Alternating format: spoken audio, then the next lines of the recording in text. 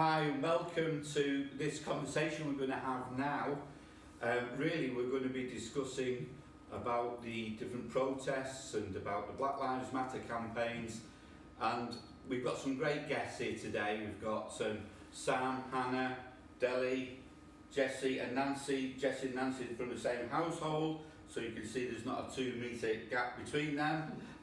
So we're going to just have a quick introduction. Sam, would you just like to tell us a little bit about yourself? Cool, yeah, so I'm Sam. I work here at the Lighthouse, part of the church, and I was born originally in Zambia. Then when I was 10, moved here in England with my family, grew up near the Lake District, went to uni and then graduated, came to Manchester, so I'm here, yeah. Great. And Hannah? Hi, my name's Hannah. I also work part-time here at the Lighthouse. I'm also a pharmacist and I work at Salford Royal.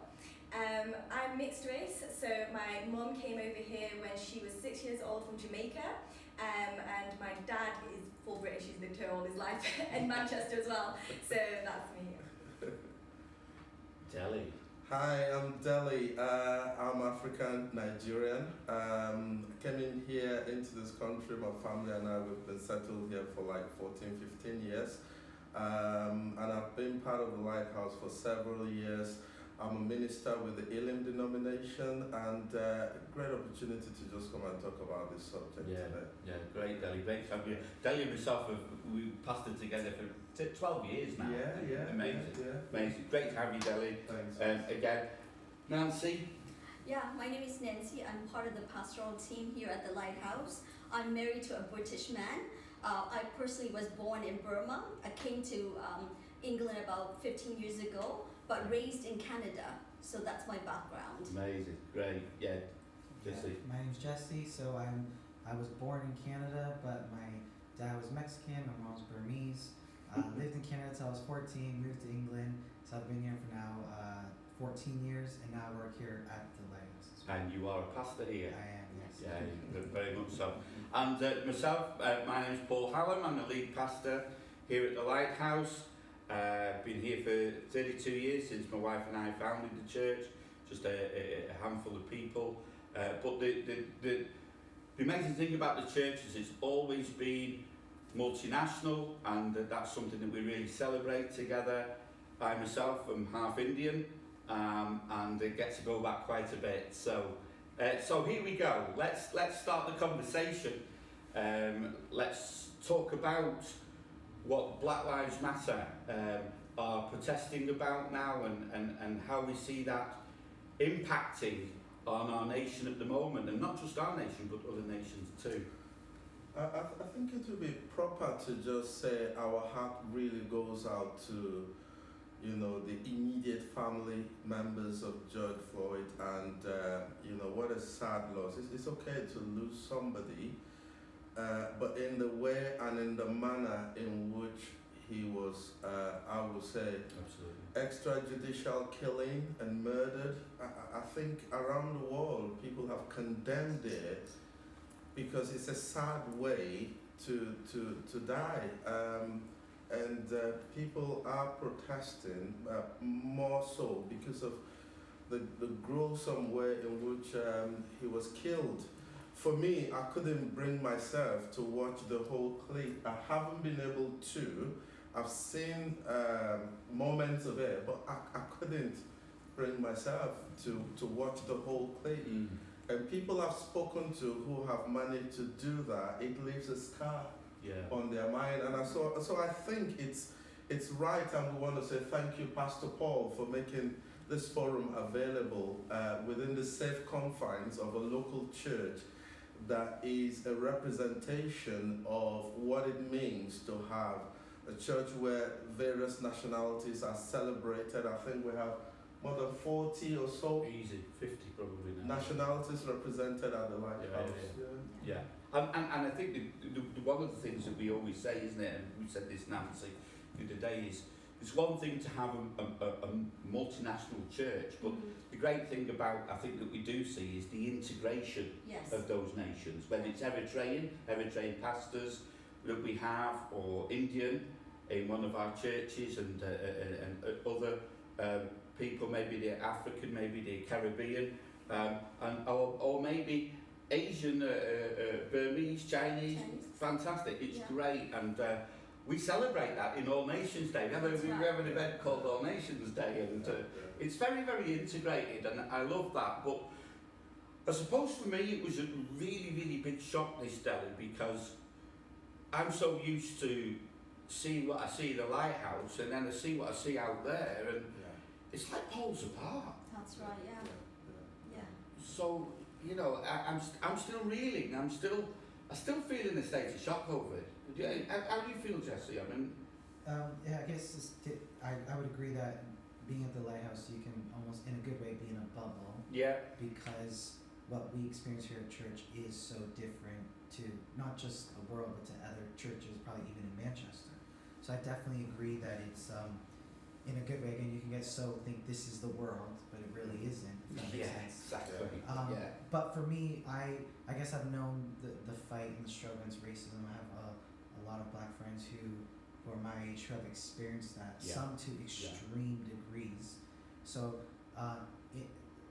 unfortunately, it wasn't a surprise, if that makes sense, because I know I've been hearing that it has been going on to black friends who are not Christians and black friends who are Christian, which is a shame. But I do agree with you. It can be sometimes hard to take ourselves out of this bubble because it's so unique, and you think we always talk about your bubble. You think is the world. If that makes sense. Right. But actually, it's not the world. It's your own little world. Yes. Yeah. For sure. And sometimes, I mean, Christians we're the worst at that, really. They're living in our own little bubble, you know, and hardly ever go out of that bubble, you know.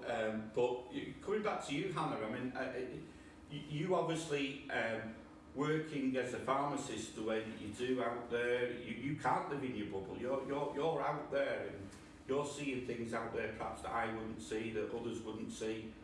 How do you interpret some of the situations we're seeing now? How do you interpret that? As in like racism in general out there. And I think for myself, I actually did say, I think I've been quite blessed in the sense that I haven't actually personally experienced racism to the same degree as a lot of my black friends have experienced as well. I think I've grown up in a very area where it's not many ethnic minorities. All of the schools that I kind of went to, there wasn't as many ethnic minorities, and so I think I've experienced kind of degrees of what people call microaggressions, where it can feel a bit like separate to other people. It can feel like you are discriminated in small kind of ways, and I think that's what I've seen with a lot of my black friends, even in the workplaces. I think there's only a handful of people actually who are ethnic minorities, even in my workplace itself. Wow. And so it is, you can see there is kind of divisions and difference there, but I think it's something that is, like we said, it can be different because we're in our own bubble here at the Lighthouse and we don't see as much of that racial differences here. But, and even in the Manchester itself, I think Manchester itself is very diverse. Yes, and I think you can hear of a lot more racism that's happening in other areas where there aren't as many different cultures, there aren't as many different ethnicities, and there is a bit of division there that is really shown in other areas. Yeah. I think particularly actually, Sam, you had that, didn't you? Because where you grew up as well was quite a... I guess growing up like in the Lake District, That's pretty white area, right? like Carlton, Lancaster, Silverdale area. I think even like through my whole education, I found myself like maybe either the only black kid with my brother or three other black kids kind of thing. But even with that being said, like for me, I can also consider myself quite lucky because my friends that were around me were those that would be able to defend me. Like they didn't stand for any injustice like against me, like any racism that was thrown against me, they would be like the first ones to defend me. So in that way I was semi kind of lucky though, even though I experienced certain like racism, I felt protected by my friends who were white really, if I may say. So even though there were experiences that I had, I can't even compare to other people who might have never had that kind of quote-unquote protection from my other friends. And I think for me, the bigger thing is with everything that's been happening, it kind of makes you stop and reflect on past life, kind of thing, reflect on the years that have been by, kind of thing, and just pick out moments and think, oh yeah, that was kind of bad. oh, that wasn't too great, because I had that protection from my friends. Yeah. It didn't feel as a stink or Right. anything in comparison to. But when you look back on it, yeah, you there's some realise moments those where were I'm like, oh negative, my goodness, okay, negative that moments, wasn't- yeah, that negative wasn't things that really happen. great. Yeah. So I guess I can, as weird as it may sound, I consider myself blessed because I know there are some people who might not even be in, I guess, a situation like that. So how do we interpret what we're seeing then with the protestations, Black Lives Matter, the organisation, and how things are going? Because listen, if you ask 30 people out there, you can get 30 different answers. Yeah, yeah. So I'd like to hear from you, yourself, Delia. I'm going to come to Nancy in a moment, but I'd like to hear from you, Delia, how you feel about your organisation. We saw a football match last night where all the players took the knee. Some people have refused to do that, some do it. For me, I just feel, well, you do whatever you feel you should do and make, pardon the pun, make a stand. And if you make a stand by taking a knee, albeit good. Deli, what do you see in this? How are you feeling about that? I think I like to say this. I mean, I've been reflecting in the last few days. What exactly are we talking about? If you put in Google right now and you say, what is racism? You know, which I did, it came out with it's prejudice, discrimination, antagonism directed against a person or a group of people on the account of their race. Yeah. And it's either elevating one race above another or degrading one race beneath another.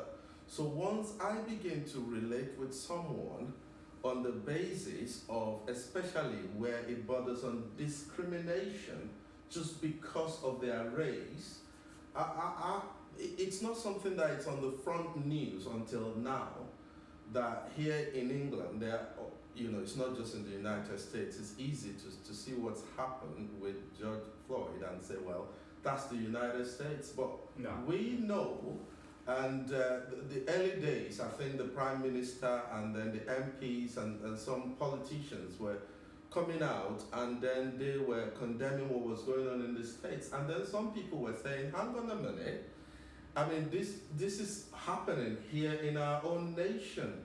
And so for me, it raises questions. I'm a minister and I've been in England, thankfully, from the Lighthouse several years. And I have people on both sides of the divide that have been wonderful. I've got a lot of white friends, I've got a lot of black friends. And I've not directly been exposed to these, but it's made me look back at those incidences like Sam was talking about, look back and say, have I been racially discriminated against? And that helps. That helps you to begin. When you know what the problem is, then we begin to talk about how do we deal with it and how do we answer it. So so you're totally comfortable with all the protestations and everything. You get that. Yeah, I know some people will say, well, you can look at something like that. Some people, for them, the cup is half full, others, the cup is half empty. You can look at it and say, well, you're talking about the looting, you're talking about the violence, you're talking about, even people who lost their lives. About 23 people in one day lost their lives demonstrating. That's not right. And then when I see the ugly picture of the policeman in the Northeast who was assaulted by a group of black young people, I said, no, that's not a reflection of majority of black people.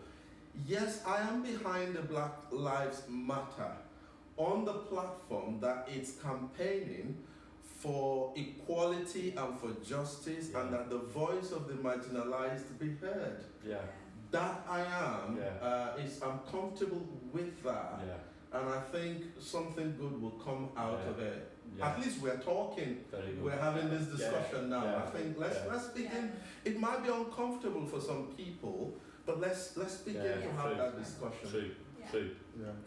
We're going to go across to Nancy, just how you feel about the turbulence at the moment and,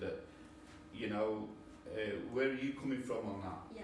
Well, first of all, thank you, Pastor, for hosting this. I think this is so essential and this is so God-honoring, to host something like that. And like Pastor Dali said, until we recognize what is wrong, we can't bring change.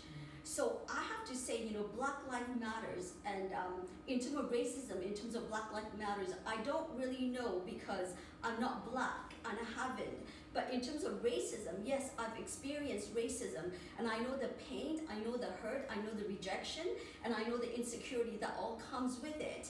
But until we recognize that there is that problem, we can't resolve it. Yeah. So personally, I've experienced racism, but I don't understand the deep root and deep pain of it, of what Black Lives Matters and what the Black people have gone through, until I start looking into it, until I start researching, until I start praying. God, what is going on? Why is there such violence, such anger? Why is there such protest? God, what is going on? Until I look into it, I find so many horrible things of the past, that led to the current. And until I look into it, I see the unresolved issues. People who are living without the knowledge of what happened in the past, and that have not been resolved. So because of that, the anger is there. Because of that, the violence is there. So, Pastor Dali, you're so right that we need to deal with the issues. We need to come to the knowledge so that we can move on to a healing process. So because of that, I start looking into, how did this racism for Black, why are they so hurt? Why are they so angry? Because I've gone through the racism myself, I've gone through the discrimination myself. But I think the difference is that the slavery that happened back in 1600s. The Black were sold as a slavery into the United States. The first Black that came was in 1619. And the laws and the regulations and the system that was set up for these Black race was so horrific. It was so dehumanizing. It was so abhorrent. For us. I mean, they were saying that you are only human. The Black people are only 3/5 human. How could that be? And how is it that they are not able to gather as a group? They cannot possess any food. They cannot even grow their own food. They cannot gather as a group, or they cannot learn to read. And that's how they were discriminated. So when you look into that, shocking, really it's shocking. So until I came to that knowledge, I go, oh my goodness, no wonder my brothers and sisters, Black, who are protesting against the system, against the infrastructure, they are angry. They've been so put down. Until I came to that knowledge, I could not change. But before that, Pastor Deli, Pastor Paul, I was really thinking, what is this all racism about? What are they so angry about? It's true. I mean, a few years ago, when Black Lives Matter, it kind of hit our communities a few years back. And I was one of those guys. I'll be honest, I was so, well, all lives matter. All lives matter. And I said that to a couple of my friends, and then a couple of Black people said to me, Paul, and he explained it to me, and now I get it fully. Look, it's not about others at the moment, it's about the Black lives that matter. Because what's happening across the world, across the nations, it's happening to the Black people. That's right, And so I've shifted my stance on that a long way, because I can see, look, what's happening now, what's been happening over the last decade. And so I do support that now, that Black Lives Matter, and that's the message now. We know that all lives matter, but at this moment, the point we need to make is that Black Lives Matter, right? So I'm there now, but that was a journey for me at the beginning. Thinking, hang on, everybody matters, That's right. but I get it now. But it's like you say, Nancy, you have to really search your own heart, you have to search your own soul, you have to do some research, do some studying. I studied the colonialisation of Great Britain, as it was called, and the stuff that we've done, travelling to India, and some of the stuff that I've seen there. And of course, don't forget the Spanish, the Portuguese, the Turks. There's loads of nations across the world responsible for atrocities and slavery of different sorts and other. What we need to do now, just to change the subject a little bit, is how can we bring change? What can we do to? Of course, we've got to pray as God's people. We've got to speak out as God's people. But what can we practically do to augment change in the situation now? I think one of the things was that what I did with it is that when all these things were going on, I sat down, I took a sister from the lighthouse. I said, listen, I want you to tell me what is this all about. I want you to tell me how you're hurting. What has, white or Chinese or a different other race have done to you? Why are you, why is it so much hurt and pain and suffering for you? Tell me, how have we treated you? And I had to sit down with that sister, and we spent 2 hours on the phone, and we were talking, and then she started telling me that her daughter was in the school having lunch, and then during the lunchtime she went there she sat down. There was an empty spot, so she sat down with these white group of people, and the white group of people says, well, you can't sit here. So the daughter said, well, why can't I sit here? And then the girl goes, well, look around, we're all different than you. So she goes, I don't get it. Because, well, look, your color is different. So the girl she just walked out of that room, and she went straight to the principal, the headmaster. Good for her. But that kind of thing is happening. See, you don't do that. Neither do I do that, because we don't mistreat people. We don't know that these things are happening. Yeah. But these things are happening in this modern day and age. I had this conversation, and that incident happened just recently, Pastor. Yeah. So, until we are aware of it, until we know, we are going to live in ignorance. Yeah. So what you're saying is, speak up wherever we see That's it. right. Speak up. Speak up. Call it out. Call it what it is. Call it out and find Yeah. out from other people. And the protest is one of the things that's fine if you're going to protest it in a gentle and nice way. Yeah. But also, to speak up that this is not right, and that is what we're doing, I believe, in this forum here. I think the thing is that where peaceful change is not possible, then people will resort to all kinds of things. Very true. Very true. In the late 17, the French Revolution thing, those of you who are good with history, you know about that. I mean, Vive la revolution! change sometimes can be difficult, and change sometimes comes with casualties, and it comes. What we need to do is that the death of George Floyd must not be in vain. That's right. It must not be in vain. This is a watershed moment. This is something that must never be opportunity that we must not pass on. And I'm speaking to both our black brothers and our white brothers. This is a chance for humanity to say, okay, this must not be allowed to continue. This is 2020, Pastor Paul. The great thing though, Deli, is so the protestations, they haven't been black protestations, they've been a mixture, multi-racial protestations. You can see people from all different nationalities who are protesting. Yeah. And that's really got to say something. I know it was the Reverend Al Sharpton who was doing the funeral, George Floyd's funeral. He said that's the big difference today. Yes. Is the black people used to gather together to protest, but now the great difference is it's not just black people protesting. We're all protesting together because this has got to change. And I think it's this togetherness against it that is going to win the day. Personally, do you think? I agree with that, because like what you're doing, you've made this possible, right within the confines of the Lighthouse Church, and I mean you just need to Google it, check Lighthouse Church online, and you see the multi-diverse ethnic congregation that is in there. But Deli, I'm sorry to interrupt you there. I've been told, well, it's all right. You're a white leader, and you're white pastors and all this. It's most churches are like a pint of Guinness, white at the top. And hey, hang on, I said. If any, I said we're getting more to a pint of Guinness upside down. Yeah.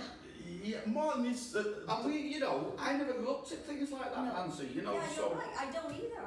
Because a lot of our leaders, the leaders, they're not token leaders. They're phenomenal leaders. Pastor Reggie and Mahari doing a great job. Hardy out there, and yourself, Deli, and Sam coming up there, young Bayanda, and we've got great leaders who are black and mixed race. Yeah, but Pastor Paul. You go around the churches in Manchester and you won't find many. I don't go around the church of Manchester. They won't have me. I'm just saying that if we're going to see the change, because you said, how do we begin to change? Exactly. Let's assume that change should begin from the house of the Lord. Let's begin the church should become the salt of the earth and the light of the world. Yeah, if the church, because that's my belief, and I was saying this, off camera before we began rolling, that it seems to me that the church, the body of Christ, has come late to the party, because the church should be on the forefront of fighting for equality, social justice, and I like what Hannah, what you're doing with the campaign for what you're doing for the equality and the rights of marginalized women, and what Stop Red, what you're doing. I mean, that should also come on this platform of anti-racism. The church should be seen, not just heard, but be seen. I belong to a denomination, I'm not ashamed to say, that a lot of work needs to be done within our movement. Certainly. To make those of us who are black pastors and black leaders within the movement feel like, yes, we are part of this thing and we are accepted. So that change will begin from the church. And I also think the change will begin in the society when we start looking at children from the age of nursery and primary school ages. I have a boy who is going to be 6 at the end of this year, and a year ago when he was 4, turning 5, came back from the nursery, preschool, and was telling me, Daddy, why am I black? And I said, who told you you're black? And where is that coming from? I know you're black, but for you to tell me why am I black? That something was said somewhere by children of 4, 5, and I had to sit down and educate him on why he is black and why it's great to celebrate your color, celebrate who you are. I mean, I believe, and I'm going to quote from a guy, Vodi Bocham. He's a Dean of Theology, African Christian University in Zambia, and he's on YouTube. He was speaking about the fact that God made one race. That came from Adam. Pastor Paul. Adamic race. Your great grandfather was Adam. My great grandfather is Adam. I mean, we all came from one man, one woman. I'm saying Jewish. But we celebrate the colors. We celebrate the tulips, like. Absolutely. And look, that's why that's there. That's right. The imagery is there. Different races, different faces. We're one in Christ Jesus. We should be. And that's where I come to this thing about, for me, you agree with me, I think, Nancy, you do. Racism is a sin. Yes. It's sinful. It is. You have to call it for what it is. It's sinful. It must really grieve God deeply. In all its forms. Sam, you've been very quiet. I'm coming to you. You cannot escape. In your mind, how do we start to even... You've mentioned that the church is one environment. Jesse was saying about it before. We're in that, you call it a bubble, and it is to some degree, but how do we then impact society as part of the kingdom? The nearest thing you'll get to the kingdom of God on earth should be the house of the Lord. Oh, yeah. So how do we start then to impact society? Come on, you must have thought about that. That's a question and a half. It is a tough one. I'm going to steal Pastor Jesse's message actually from this last week. And we had a conversation actually on Monday about the message, and he preached from Mark 5, and it's about Jairus and the woman with the issue of the blood, right? And the beauty of change came when they both connected their faith to Jesus, right? That Jesus was the connector between the two, that he bridged the gap between the two, right? And I think one thing that we have to do as a church is constantly keep on bridging our gaps, right? Connecting our faith to Jesus and asking, praying that the Holy Spirit gives us the words and I guess a boldness to stand up in those moments where we see injustice, if in our church or in society as well. And sometimes it comes with conversations as well. So Yeah, prayer, yes, conversations, being able to empathize, being able to understand somebody's pain, being able to understand somebody's pain, because Jairus and the woman with the issue of the blood, like they were both in the same system but with two polar experiences, polar opposite experiences, where the woman was dealing with this issue and frustrated by the issue. Jairus couldn't fully understand that, but he could, in that moment, empathize maybe, and take a moment to actually hear from her, understand where she's coming from. They didn't have any interaction at all. No. Or scripture, did they? Yeah, Yeah. well, because they're connected their faith to Jesus, right? Yeah. But that's what we can do. If we're connecting our faith to Jesus, let's take time to empathize and have those conversations. And I think that's one thing that I believe is now happening. That the majority are now, some of the majority are now having the conversations and empathizing and listening to the minority who might have been struggling with this kind of thing, right? So now we're having protests that are diverse protests instead of just black people going, because now I've taken time to listen to your pain, to empathize with your pain, even though I can't fully understand it because I'm not in your shoes. I've taken that time out. So because I understand, as a child of God, it breaks my heart just because, just like we were saying, sin, right? It breaks God's heart. You know, there's a beautiful song that we always sing, break my heart from what breaks yours, right? That if we actually start taking time to actually listen and empathize, there's no way our hearts cannot break from what's happening, right? And that's on God's heart, and God wants all his children to be living that purposeful life, that life in abundance, that life in freedom, right? So if we take our time to pray, have those conversations, empathize, I doubt there'll be moments where we don't actually have our hearts breaking from what's happening. And if that's happening, I think there'll always be an action that follows. So I was asked the other week, what do you think as pastors and leaders we can do, and one of the things I felt, in a way, got to sum this up soon, but next week we'll be doing another conversation and we'll be taking it on a few steps forward, so I hope you can tune in next week as well. But one of the things I felt as a leader that we must really get behind is to empower the new generations that are rising up now in spiritual leadership to be bold and be strong in their day and age and serve the kingdom of God in their generation. And I actually see, and I said this at a pastor's forum I was at the other day, I'm really heartened, I think you might have been there, Dad. I was there. I'm really heartened that I have hope, because I'm really heartened by some of the new young black leaders we're seeing come up in churches that are so on fire for God, they really have got a great call on their lives. And I think they're going to play a really pivotal role in the reversal of some of this That's what stuff. gives me hope, Pastor. Yeah. I've got a lot of hope and optimism. You're Jeremiah, Obi-Wan. Because we've got creative guys. Just look at them. Bayanda, Sam here, and so many other people. Creative. Creative. Yeah, and Rachel as well, and we've got loads of young people. We've got Tijana and our young adults. You see, great mix. And there's the integration there as well. That's following God, isn't it? Yeah. And you know. Go on. No, I was gonna say another way to help overcome this is, and I think like you said about empowering our young people, but as well as us as parents, I think we need to empower, we need to educate our young people as well, our children as well, that racism is wrong.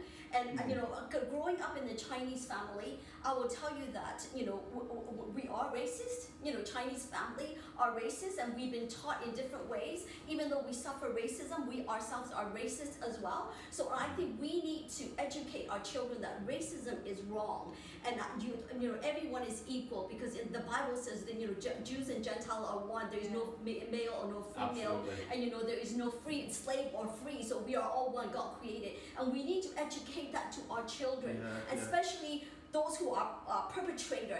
We need to be convicted. We need to see that this is a system, this is a culture culture that we were brought up, and we need to, break that culture. We need to break that infrastructure. We need to break that system by educating our children. This is wrong. You have to stand up against it. So not only, telling them when they grow up, but from the beginning, I think we need to tell them. There's like a quote as well: "What you tolerate, you will never change." Yeah, And I yeah. thought that's very good, because Powerful. if we're just gonna tolerate racism and just gonna accept that it's around, we're never gonna see a Yeah, change that's in it. right. And I love William Wilberforce. He abolished slavery, and he said something. So when he went into the Parliament, he tried to explain to them, look, this is unjust. What's happening in slavery is wrong. And he showed them exactly what was happening. He brought out the contraptions that were used in torture. He laid them out in front of them. He showed them pictures. He showed them around the ships that the people were being carried in like cattle in. And he showed them, and he said, like, this is what is happening right now. And he said something at the end of that speech, and he said, after seeing all this, you may choose to look the other way, but you can no longer say you did not know. Yeah. And I think once we educate ourselves, once we know what is happening, and we share that education, we should be out there as a forefront, like you said, as the church, showing that injustice is wrong. And we know what's happening right now. We can't just turn away. We can't just allow this to continue. We have to stand up and fight against injustice.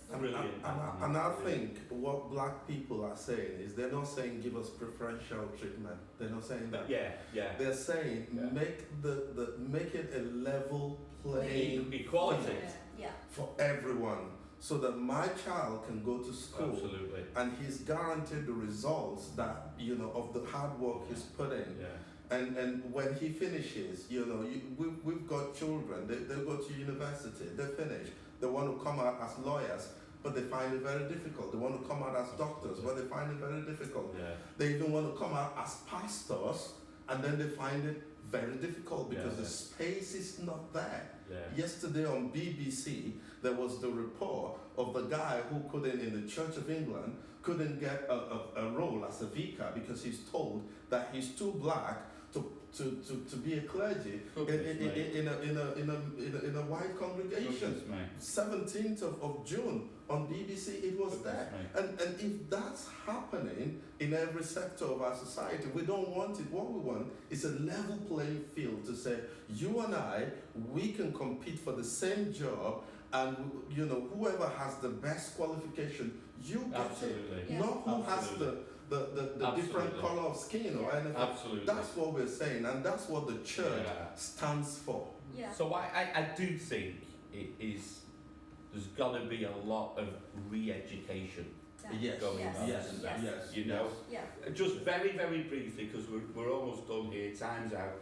I just want to, Jess, be very quiet, very patient. Jess, I just want to give you the last word, if you could just, got anything that you'd like to state? Yeah, definitely. I think for twofolds, first practically for the church, I definitely think we need to speak out, and we need to, the thing that I saw in terms of Marcus Rashford, if you guys know the story, was speaking out against family for food for underprivileged kids. And the thing that stood out to me, he was saying he came from that background, and his whole background was ethnic minorities, the black community. But now that he's in a position of what you call privilege, he's speaking out. I think we need to pray for, especially for Christians who are in that position of higher privilege, to speak out, because I think it's good that and it's great that we do speak about education, but we need to go to the highest levels to see change. And it's people who we have in the church, for example, people like Dr. Eddie, who are at his highest level. We need to be praying for other people like that, for Christians to, I think for so long in not our church, the church, it's been like, if you try to get a job outside of the church, you're seen as something bad or not Christian. We need Christians to get to the highest level in the world. Professor Hendricks. The highest level, and start to be lobbying for change in those highest level. And because of what Marcus Rashford did, there's a U-turn, right? So I believe if we start encouraging people to go out there in the highest level and see change as Christians, and then definitely, as Sam was saying, if we believe that racism is a sin, we need to be praying for Jesus to change man's hearts. Amen. And that's something that's definitely on my heart. Absolutely spot on, because I wouldn't have added to that too much, because I'm absolutely right on that one, because it's a matter of the heart. Yeah, that's right. It's a matter of the heart. Thank you so much for tuning in. Please tune in again for part 2 of this conversation. It'll be different guests next week, but still similar subjects, and we'll probably move it on a touch, but it'd be good to have you with us. Thank you for tuning in again. God bless.